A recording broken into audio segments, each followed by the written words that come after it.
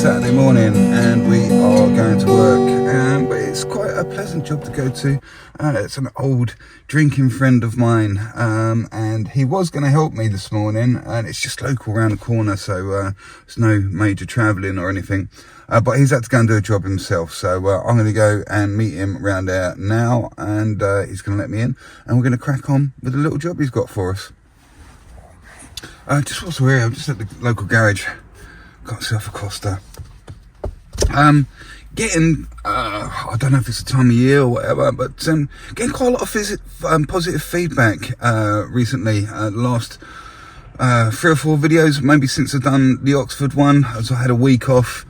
Did the Oxford video, which seems to be very well received. And then I was straight into party mode from that, so I didn't do anything again. Then I was having some trouble with the computer, so it's only the end of this week. So yeah, thanks for all the really nice comments of people on Facebook, and message me on YouTube, Facebook, and on Messenger and everything. So yeah, it's really nice to have some nice positive feedback, and it really encourages me to keep going on and on with these videos, I guess, since you all seem to be enjoying them so much, and I'm glad you are. So let's get on with today's one without further ado.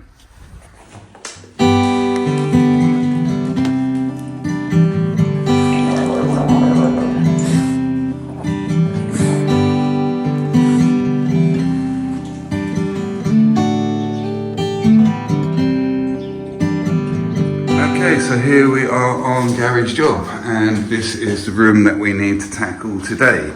As you see, we've got a range of surfaces that we need to address. We've got some old painted Artex, we've got some old plasterboard with some fresh bonding over it, where they've obviously filled in a fireplace. We've got some fresh bonding here.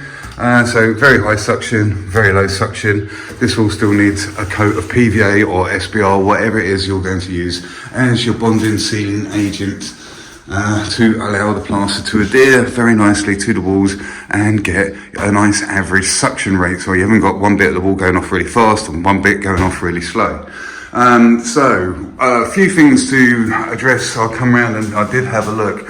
So we got quite a bit of severe cracking going on through the center of this ceiling. So the joists run this way, so this is where the most bounces, and we're downstairs in the front room, so there is a room above it, and as you can see, we've got quite a nasty crack. Now matey here is doing the whole house up, Garry, and I advised him to get some wooden timbers on this crack because our joists are at 400, and we did cover this in another video fairly recently. So he's got a bit of timber through here, which screws into here and here, and it's actually stabilizing this crack, so you haven't got any independent movement again. So the joist is running through here, then we put a little timber stitching the bits of plasterboard together, another joist through here, and that's carried on. So hopefully that's going to hold that crack together. It doesn't seem to have cracked anywhere else, and I think it's just in the middle there where there's much more flex in the joist. The other thing you might notice is it did have distemper paint, and what we've done is Garry has scraped off as much of it as he could, because it was distemper, the lime wash is very chalky paint. So this needs stabilising, and ideally you need to do that the day before. You can't really stabilise distemper, this chalky substance. So basically, I should go right into one about distemper. It's a lime wash, it's called distemper. Basically, it's basically chalk, and you could get away with putting another coat of paint over it or something like that, and you don't know it's up there. But the plaster does not like sticking to it, so we need to stabilise that really chalky surface.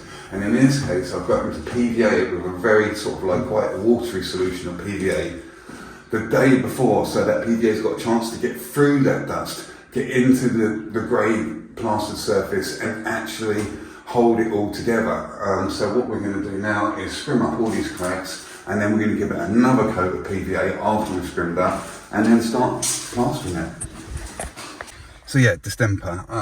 It is a bit of a troublesome thing to come across. So basically, you can see what it is because it's very dusty and very chalky. You can't really mistake it, and it does need to be stabilised. And as I say, the key thing is to stabilise it. Now you can get a dedicated stabiliser, and I'm pretty sure. Do you know what? I've never used one, but I'm pretty sure you have to do it the day before. You can use SBR because SBR is so thin, it will get in through that dusty layer and get through onto the actual plastered surface and stabilize it. And also you can do it with PVA. Now PVA is not maybe the best choice, but you can get away with doing it. And the idea with the PVA is you do have to add enough water to the PVA that it is able to soak through the dusty layer and not just create a skin on top. And that's the worst thing that can happen, because if you knock up the PVA and you put it on too thick and it dries just on the surface and doesn't get all the way through the depth of the dusty thing, then you're back to the layer of paint thing again, and you'll go to plaster it and the skin will just come straight away from the dusty surface. So you need to get thin solution through that, and ideally let it overnight cure so it really does, you know, dry up and start doing its thing. Then you should be in some sort of margin of safety to be able to plaster it.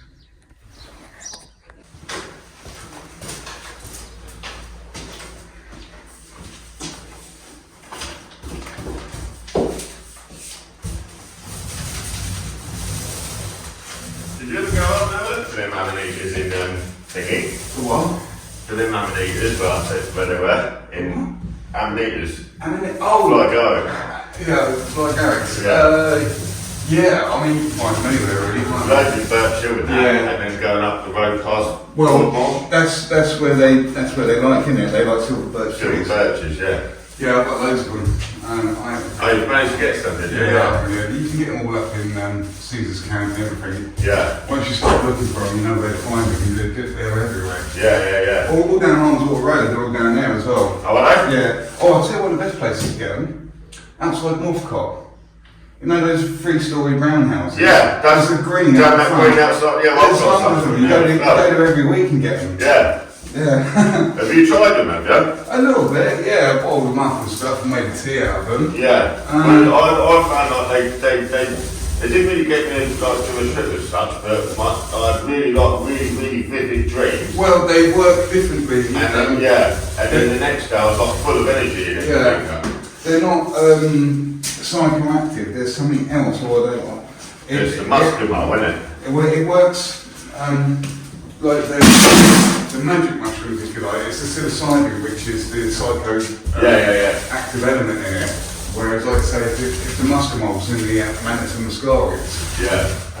So, but the muscimol works on the brain in the same way that alcohol does, but it doesn't give you a hangover. It's slightly different. Oh yeah. Yeah. So, but yeah, you can overdo it apparently. But yeah, I have researched them. Yeah, I'd have a go. It's just a bit of a pain to have to boil them up for half an hour, isn't it? Yeah, that's it. Yeah. But yeah, we went to Wales again last year, and we went for a little pick. All right. Where did you go? To Pembrokeshire. Right.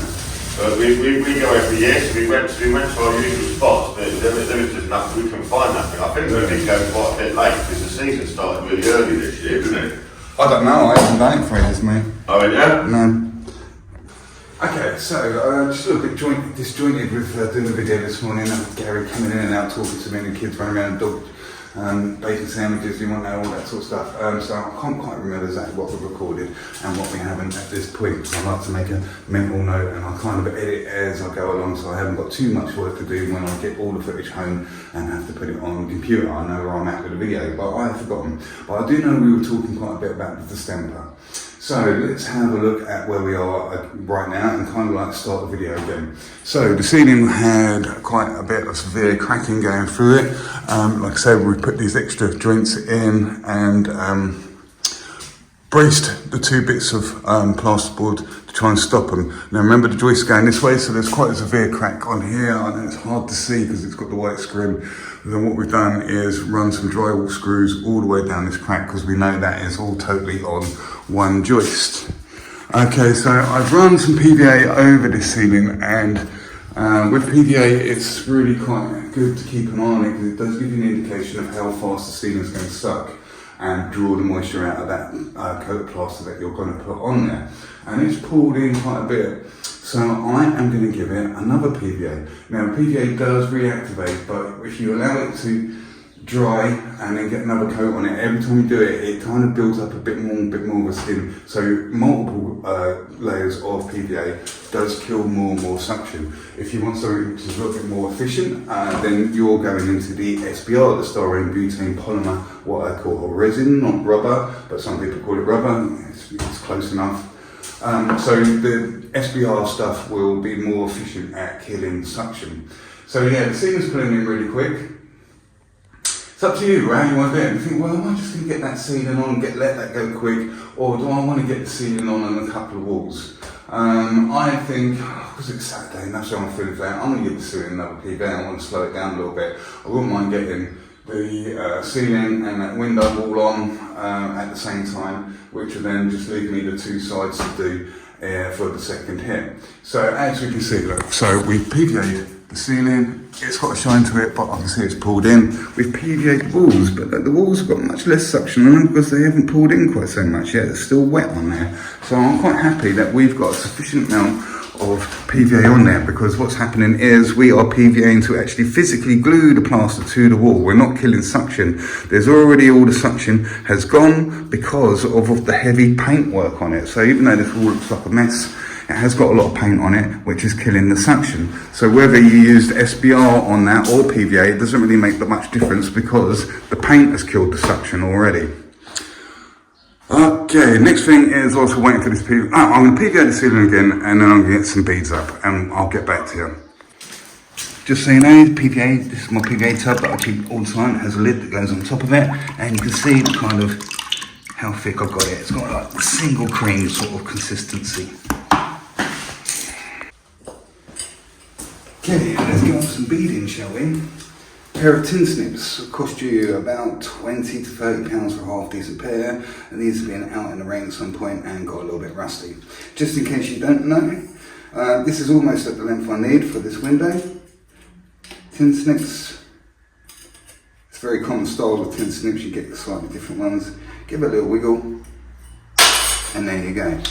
These little offcuts, probably better off putting them on a windowsill or something, because if you kneel on one, you're not going to like it.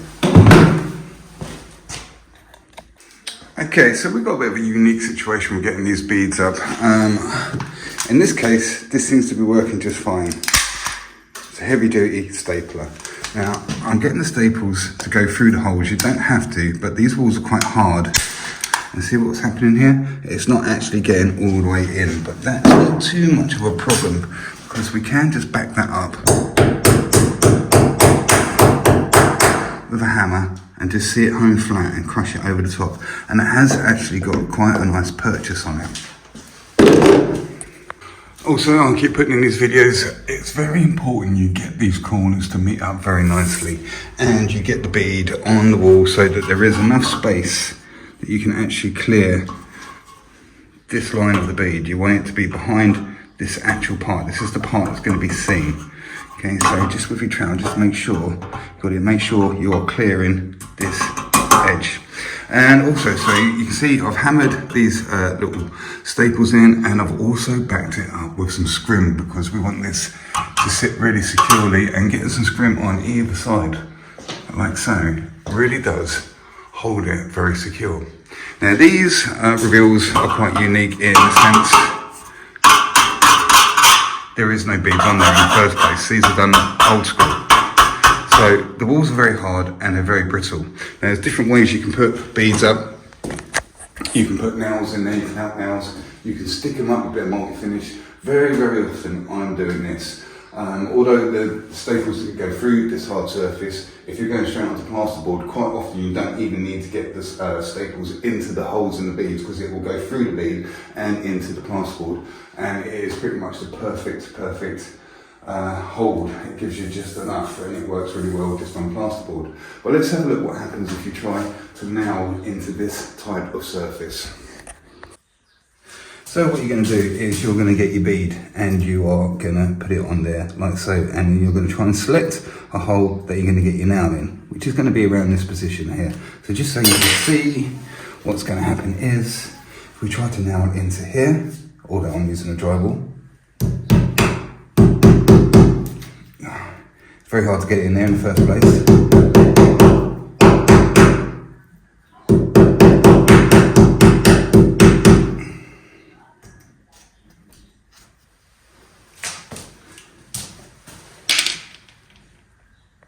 This time we're back with a little hilty now, and that drywall's buckling. That's going to keep happening. So this is why we can't now. See, we're into, there's quite a thick bit of multi-finish on there. We're into sand and cement here. So trying to nail these beads onto this is not going to work. So you, like I say, in this case, you're going to have to run a little bit of multi-finish up and down and physically stick the beads to the corner, or you're going to do what I did with a stapler and a bit of screw. So there we go, in my opinion, a very nicely beaded up window, ready to rock and roll. Now last time, or fairly recently, I got pulled up. There's always something somebody can get you on watching these videos. Stickers that they put around these beads when they hold a pack of 10 together. Get the stickers off. I've got this one back off the bead there.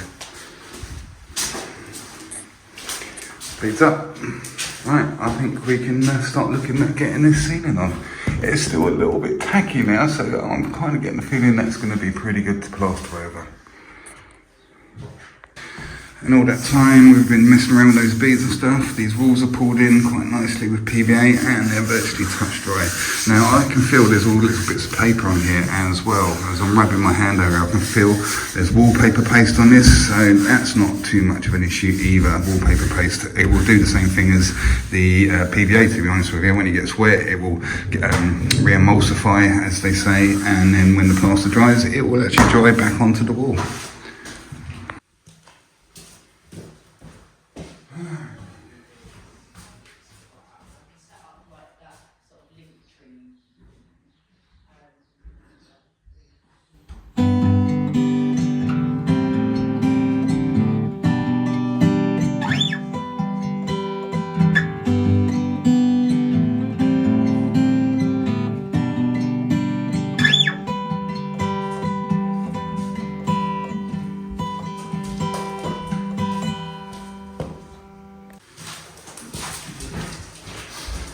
Right, let's get cracking, shall we? No pun intended. See you probably a bag in a bit. Get that going on.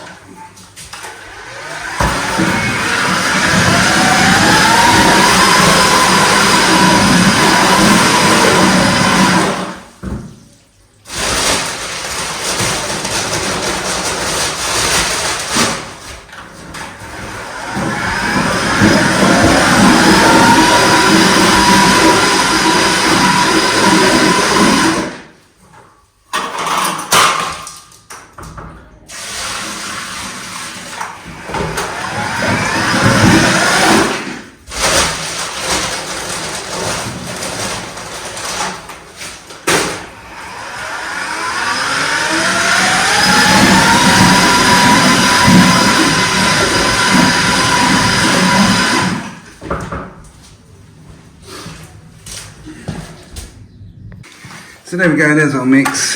For something like this, I do tend to knock up my first coat a little bit podgier. If you're eating meters on plain old plasterboard, then you might want to knock it up a little bit thinner if you are an experienced plasterer.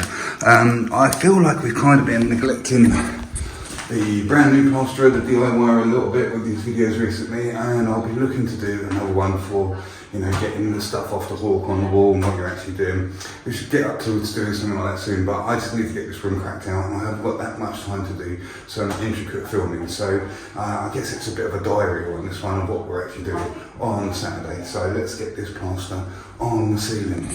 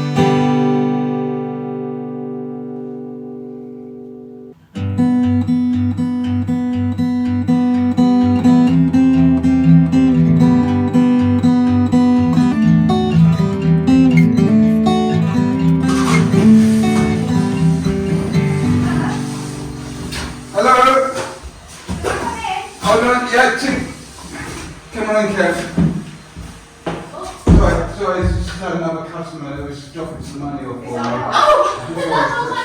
Okay, sorry. Thank you much. I'm sure it is, yeah. No worries. Yeah, not bad, yeah, you? Yeah, good. Yeah. Thank you very much, yeah. Sorry I can't chat, we're right in the middle of it right now. I'm hoping to see you. Cheers, Cass. Alright, thank you.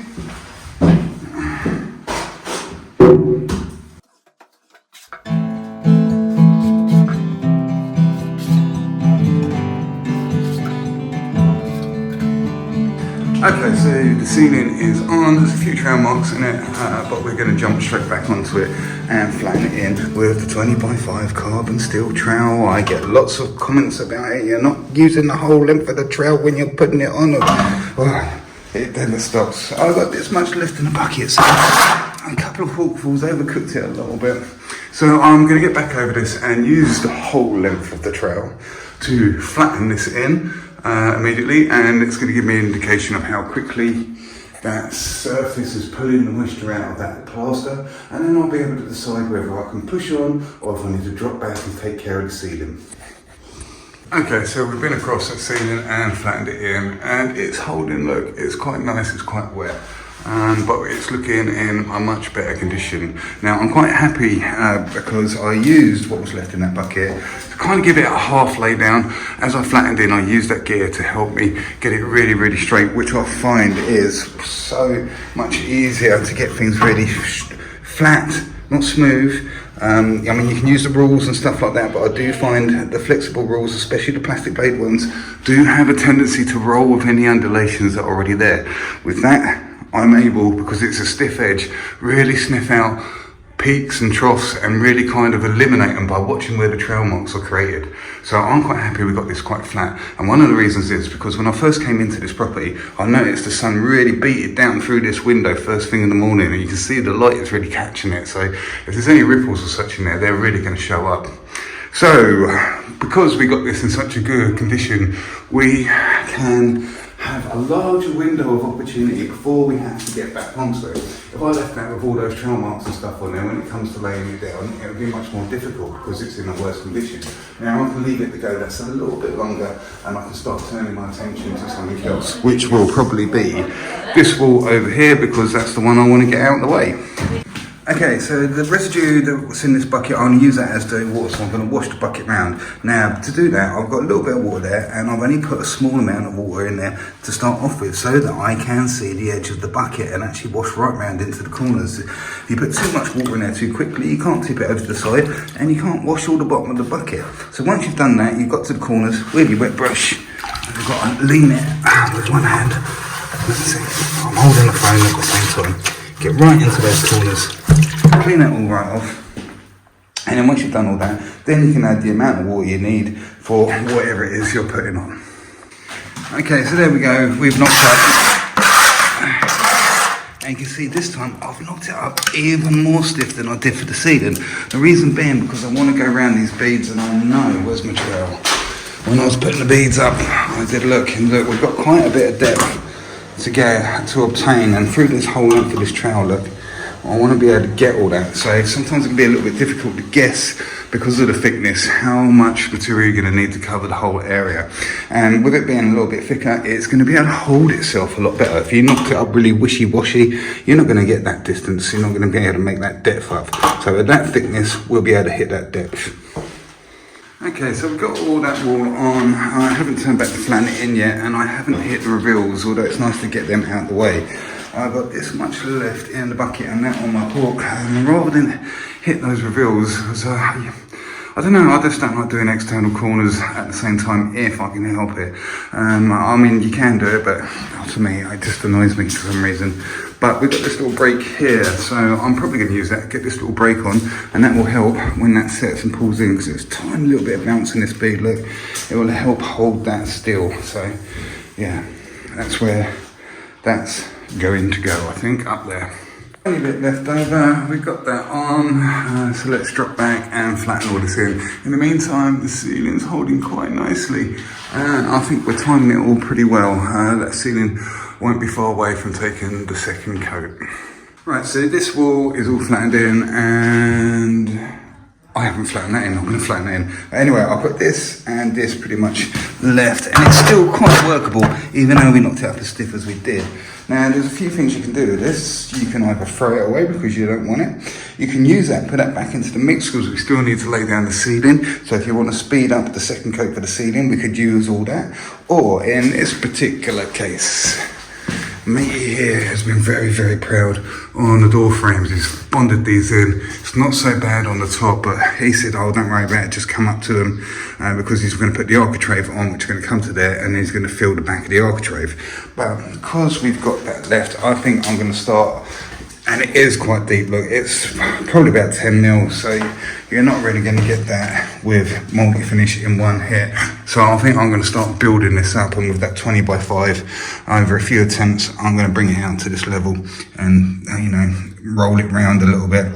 So it's just much more nicer. So I think in this particular case, that's exactly where that gear is going to go. And remember, I'm not coming out full length, I'm going to be behind here, and maybe when I've got some more left over in the bucket, I'll bring it out a little bit further, until maybe I'm just about to get there, and then I'll, you know, bring it right out to this level. Whilst we're here, one of the benefits of having a 20 by 5 carbon steel trowel is this.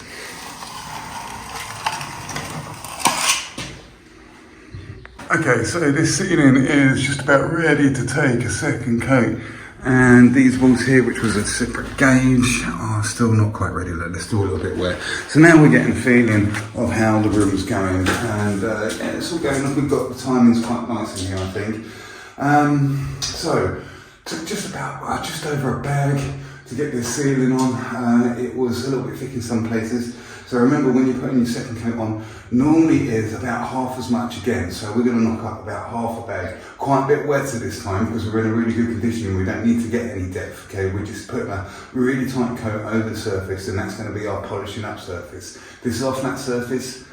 The laying down coat is the troweling up surface, okay? So that is what we can do now.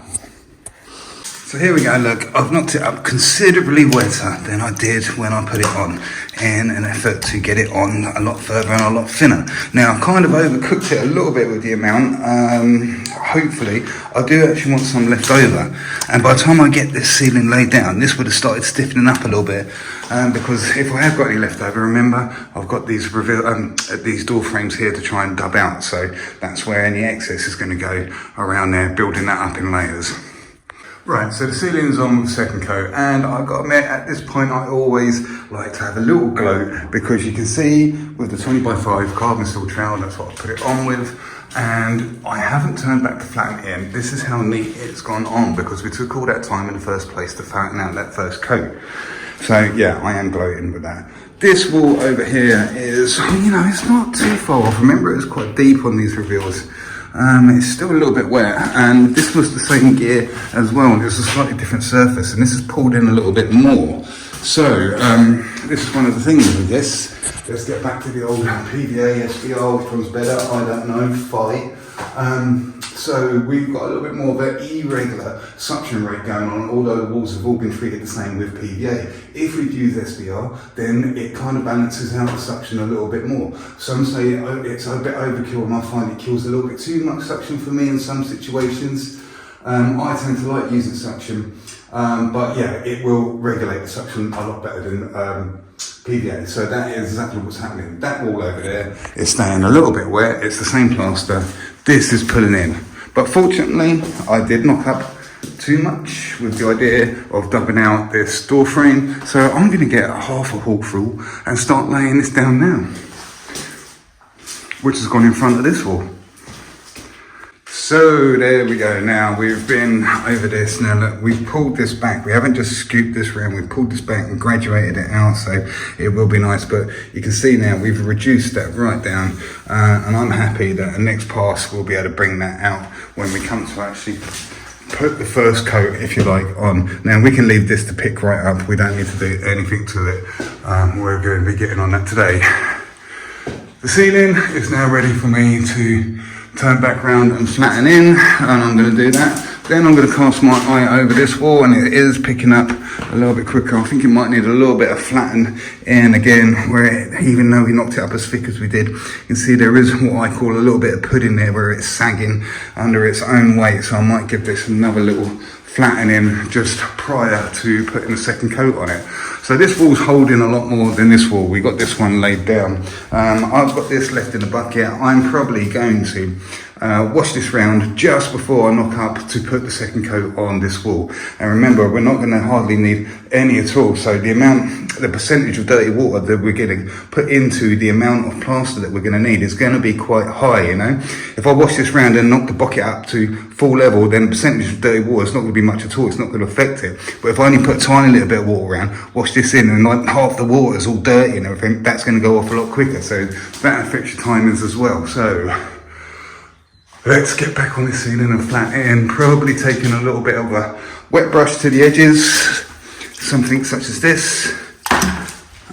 Not too much water at its early stage, just in case you need it if it starts tearing around the edges where it might be sucking a little bit where you didn't get the PVA right into the corners, etc, etc. So yeah, tiny little bit of water here and there wherever it's necessary. Sorry, just whilst we're here, I've just come across this little square here, and this is what I'm pulling off of it. Now, I did add a little bit of water, just brushed on the internal.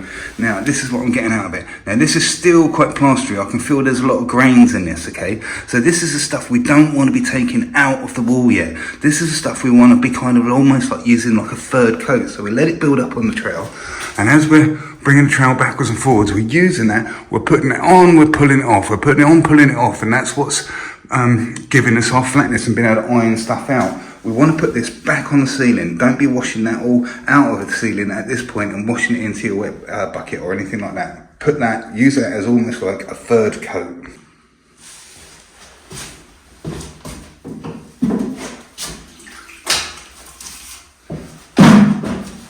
Okay, yeah, tiny little bit of water just into your internal. Clean it off. Pushing that stuff back in. So I'm putting it on, using it to fill.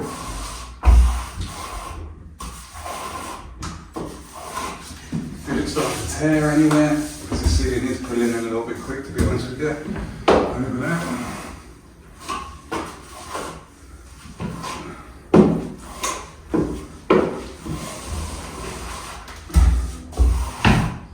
Putting it on though, there we go.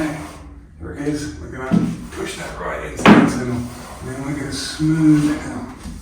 Plane it off, put it on, might put a third coat on. We'll do that all the way across the ceiling, keep using the same gear.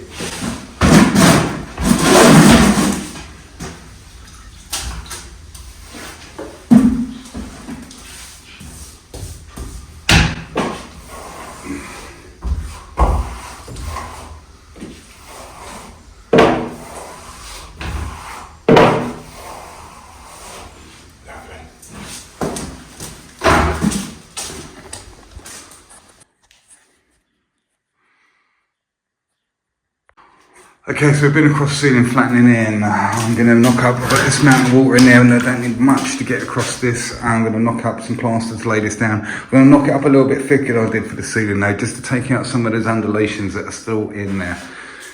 So just been across the ceiling, and this is the sort of sludge we're getting out there now, which is quite a bit thinner. So the longer you go on, the thinner it gets. You don't really want to be putting this back into the ceiling. Maybe the first, maybe the second go, but once it starts getting really wet, it's proper fat and it's good for nothing. Yeah, so just flattening the ceiling in for the second time. This wall's laid down, I need to give that a flatten with the wet brush. The sun has been coming in and beating through the window and has really sped things up in the way of setting, and I'm a little bit pushed to get on with it, to be honest with you. I'm really glad we broke this up into two separate hits. Otherwise, if I put this on and this on at the same time and the sun started heating up because it was frosty this morning, I would probably be sweating and struggling and sweating. Okay, so the ceiling is complete. We went over it with stainless steel Rafina 2, really flexible trowel. Stainless steel doesn't rust. And that's what gives it its shine, closes that surface right in. And you can see in a couple of little areas, like it's starting to brown off. The residue, the fat we're getting out of it is reduced and watery. The ceiling is done. this is done. This wall over here, we'll just need one more, I think, let that pick up. So now's the time to start dressing what we got left in the room. And I think I'm going to knock up and start getting this surface over this textured surface, this Artex. I think that's the next thing to get on, because although this is all painted up and everything, as you can see, it's not very textured, so this should be a much thinner coat than that. So let's get this all going on before. Here we go then. Knocked up a bit chubby again for the first coat. Let's get these on. Okay, so we started here, got this on, which actually turned out to be quite a twisted wall, actually. It was quite tricky. And then we went and got this wall, I looked at the bucket, and I said, well, we've got more than enough to get these reveals on as well. But I'm a little bit suspicious of these reveals because the surface is very similar to this little break here. And if you remember, this went quite quickly. Not only that, it's not so bad on this top one and this one, but look, we got the sun baking through onto that. That could really affect that reveal, so we need to keep an eye on that. We got this much left in the bucket. And I'm probably going to keep that and knock that back to get this wall on. But before we do that, I'm going to come run across all this that we've already put on and flatten it in with a 20x5 carbon steel trowel. We're flattened in and we've knocked up again. Under a bag. Although this is probably the same amount of area, remember it's going to go on a lot tighter because, well, it just is. It's not as textured as that other side, which is handy because this is probably as much plaster as I've got. What it is, I've got about just over half a bag to put the second coat on all this. So first coat's on here, on these reels, about to put the first coat on there, which has a little bit of the mixture from this coat in it. So it's knocked back a little bit. So there we go, we've got that wall on. I haven't flattened it in, that's how it went on with that trowel. And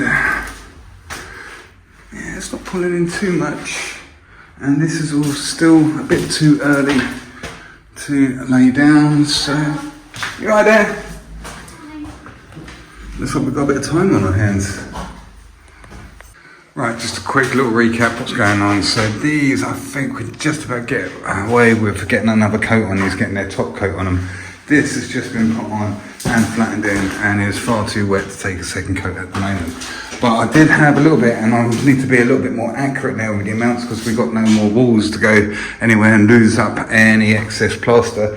So yeah, a tiny bit left in there, a tiny bit on the wall. So with the stuff I knocked up to put this wall on with, I did, these I'll pull in a little bit quicker.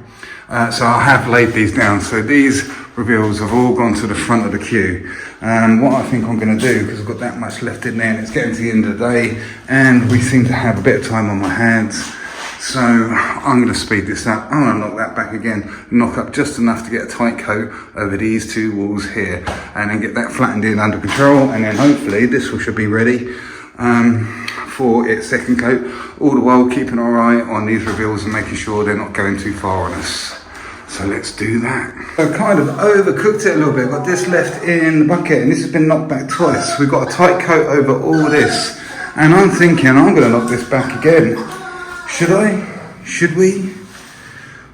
Trust your feelings, Smurf. Use the force. Let go. What do you reckon, Chewie?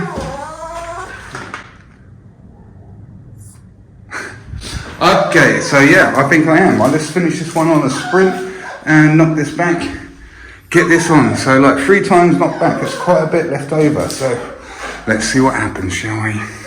Okay, so this wall is on. I haven't flattened it in yet, but we put a nice tight coat on with that double knockback stuff.